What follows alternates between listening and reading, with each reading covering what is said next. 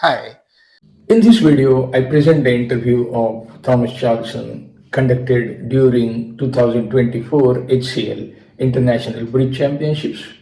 Thomas Charlsen and Bobby Brogland have been playing competitive bridge since early 1990s. Boy Brogland is a bridge celebrity, while Thomas Charlsen seems to have slightly academic, analytical bent of mind.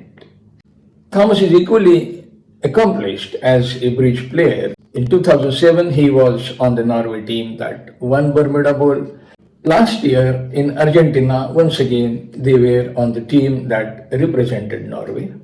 Presently, he is working on the WBT Bridge App. The link to the app and the website is given below.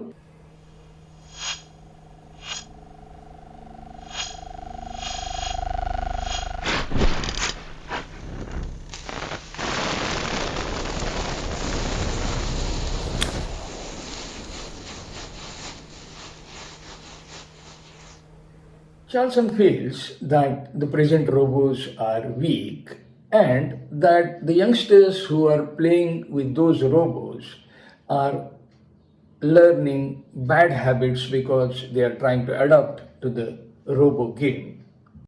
He believes that robots should not only be good but should also be enjoyable to play with. That perhaps is a tough ask. Many experts believe that bridge doesn't quite offer enough economic opportunities based on skill alone. Charleson said that they are trying to address it at the WBT Bridge App. He's very much aware of it. When did you learn bridge? Did you learn it formally or informally? I learned it at a very young age. I was about 13 years old, and my grandfather, he played bridge in his local club. Mm-hmm.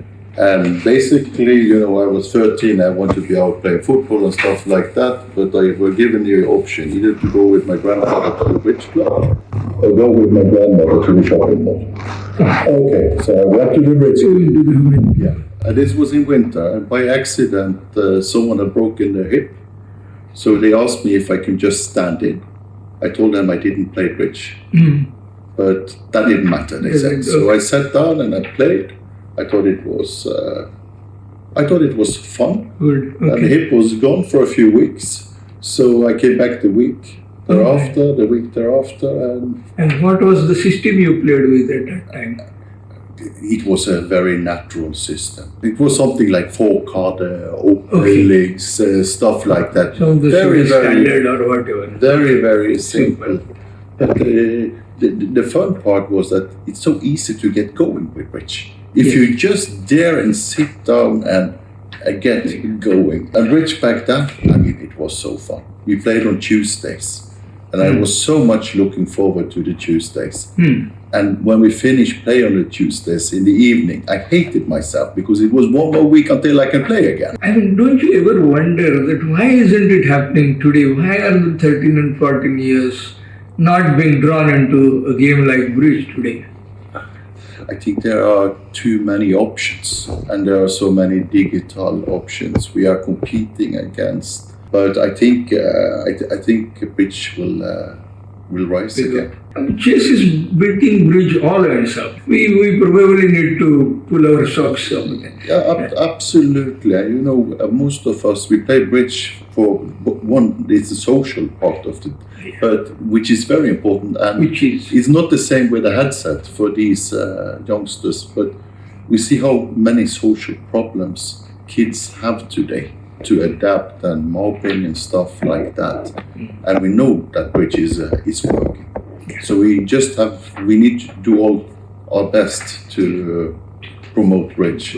At the moment, are you a regular tournament player? How many tournaments do you play every year? How many countries have you traveled to? Ooh, that's a big question. Yes, I would say that I play bridge about 2.5 months a year, something like that. So I play quite a lot. Okay. So I'm also working now with the World Bridge Tour project. Okay. we are making an app and stuff like that. So I play bridge every day in the app. So now I play maybe something like 50, 60 boards every single day. Okay. So it's, Face-to-face or online? that is online. That's just the online part, and then I play the face-to-face bridge, and it's becoming a few thousand boards a year. How did you come to know about HCL? I heard about it a few years ago. There were some friends telling me that they went there, and we saw that there were good money prizes, stuff like that.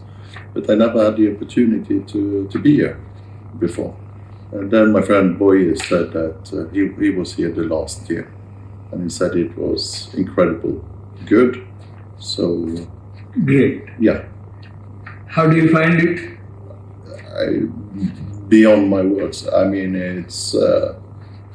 I think this is by far the best bridge tournament organized I have ever been to in.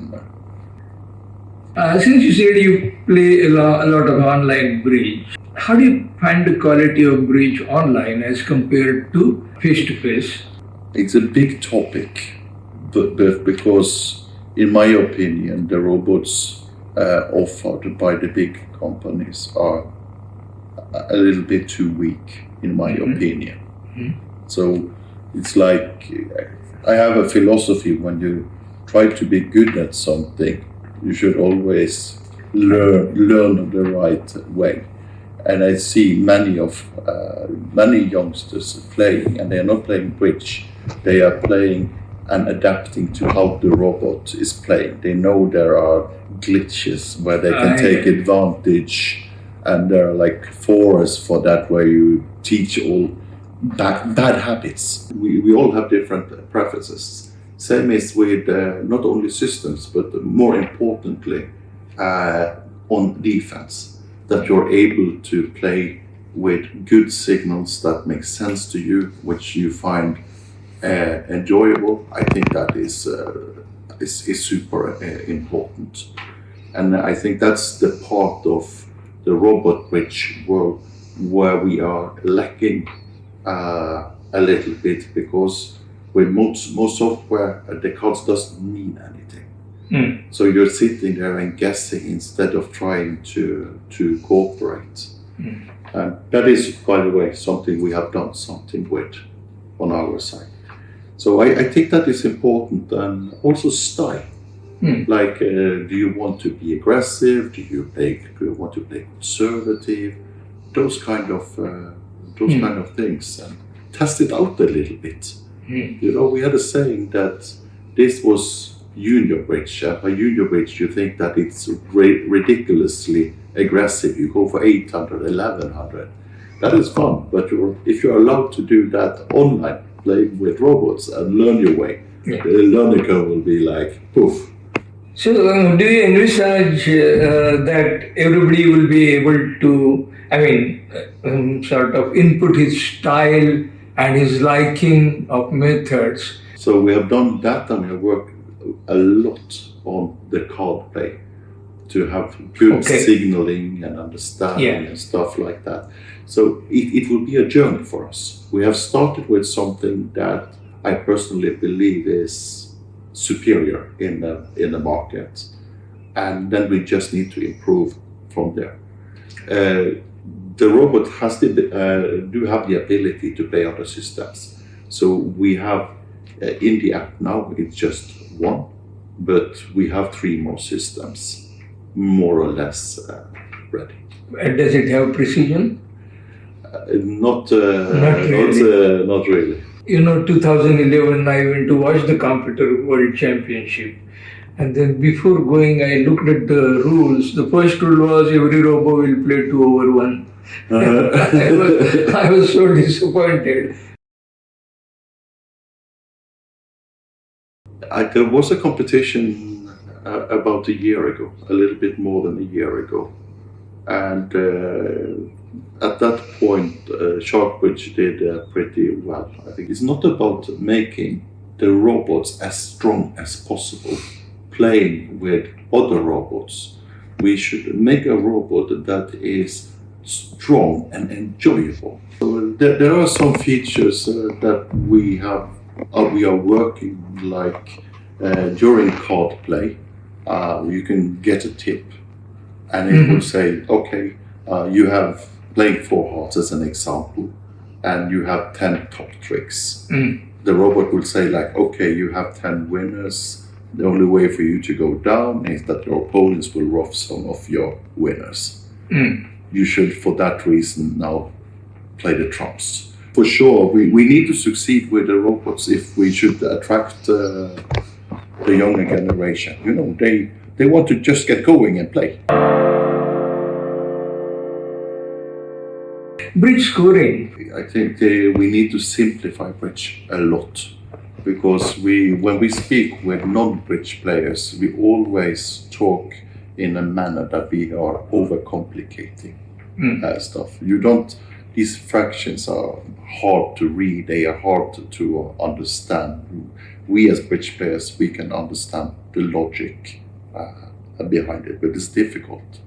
Just as in the game, I mean, when you teach a beginner, you open one club, and what does that mean?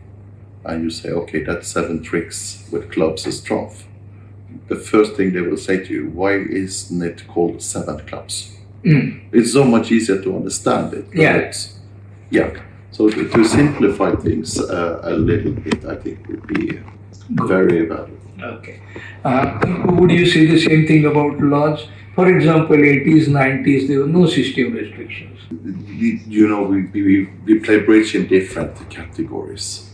At the top level bridge, I think say there are no gloves on. You should be allowed to play absolutely everything. Playing at regular tournament level, I think there should be restrictions, because there are just so huge benefits playing something that nobody understands. Speed of the game. Now, chess made itself popular by speeding up. This is a long topic for me, and it's the reason why we are doing the World Bridge Tour. And you talk about chess, and I am from Norway. Do you know Magnus? I don't know him personally, but you know, he played against Vishy. Polarity of the match was insane. Yeah, we are a country with just more than 5 million people, and the biggest sport event had something like 240 concurrent viewers. This chess match had 1 million. 1 million. It was the biggest happening of the year on TV. And the telebroadcaster, they really understood how to sell this product. And if you allow me a few minutes, I will tell you why they succeeded. They put in some experts in the panel, but they were not discussing chess at all. They were talking about chess, how the pieces move. Like we can say in bridge that the jack will be the 10, stuff like that. They introduced some minor concepts of the game, like moving the tower, stuff like that. But we could also say finesse and learn what a finesse is, stuff like that. We don't have to tell them how a double-sided squeeze, stuff like that, where people will have no relation to it. And then what they did was, they didn't talk about chess, they talked about the feelings. They saw Magnus sitting there, and they tried to look into his brain. What is he thinking now? How is he feeling? The body language.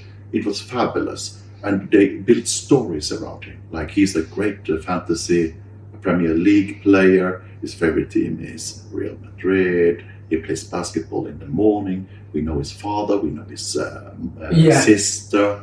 You know, you in a way, you get involved not with the chess, you get involved with everything. Yes, exactly.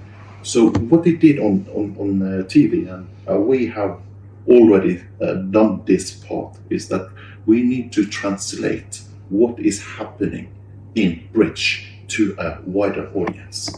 So in chess, they have it like that, like you have an arrow, and when it starts, it's all even. And in the second a player makes a bad move, you see that it's moving over. And imagine that you were looking at the bridge at TV, and instead you saw IMs and VPs, and you saw double dummy analysis, all that stuff who can understand it if you're not like a bridge player? One other thing, if we take away a little bit of the passion of the game and how to attract youngsters, it is all obviously about money.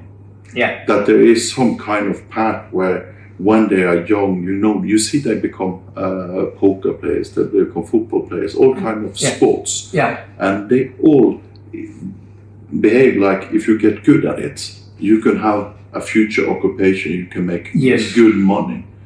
And that way, and how to go from that point to that point, that is very problematic in bridge. Because bridge scoring is so granular, we should have like poker, skill-based. I have some good news for you. We are launching a robot, the Power Shock. So inside of the app, we have, just for this purpose, we will have like a race consisting of a lot of robot tournaments for a period, standalone events, but you get ranking points, you get into the leaderboard, and we will have like a big final in the end with money prizes. Okay. So it's like cheap entry fee and good. So people can make money in that? Yes. Okay. Yes. That should be, that should happen. I don't know why they stopped it, and I don't know why no other platform has picked it up this way. Yeah, it's just, we have the app, WBT Bridge. You can download it in Google Play or in App Store. Yeah, and you can start playing there. We get the tournaments. Something like 7 to 10 days this robot race is going. Okay. So it's that close. Anything else you would like to add?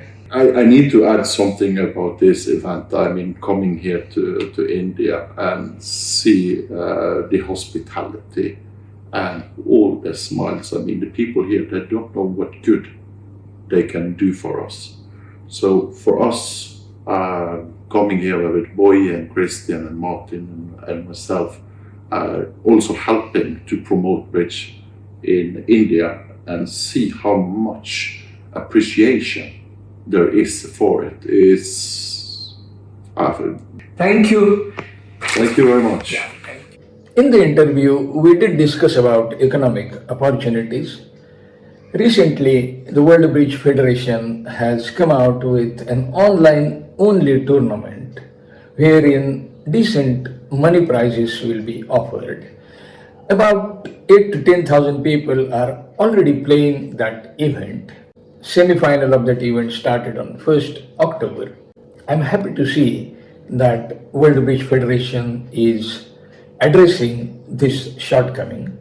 I'll stop this video here. Thanks for joining. Bye for now.